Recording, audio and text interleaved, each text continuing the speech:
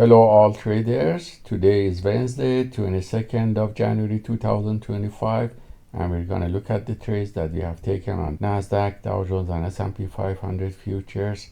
If we look at the 1 hour macro chart, we see that the price was fluctuating above the previous day close on all E-minis and during the Asian and London session, and it was very bullish. And by looking at 10-minute macro chart, we see that after New York market opening, there was a slight pullback and then buyers came back and pushed the price higher.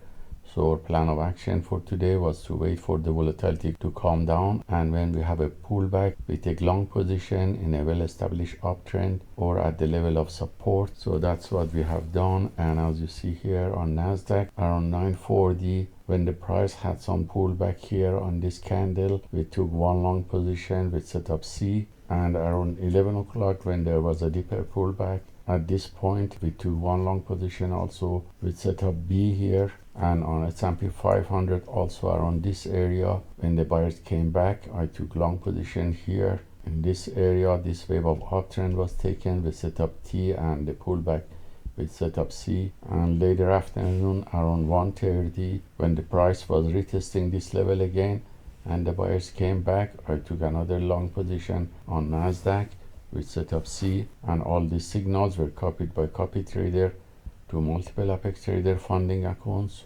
And you see here the performance on one of these accounts, which shows we were positive with profit factor of 99, which is infinite because we had 100% win rate from the 8 long positions taken. So the profit factor and average win to loss ratio cannot be calculated, but we can see the average winning trades were 116 and the largest winning trade was $266. About the CFD profit account, I took some long positions at the end of the market for swing trade and holding the position, and update you tomorrow and when we close the positions. So hope this trade taken by the PAAT system for fast scalping is useful for you, and let us know if you have any questions. Have a wonderful day.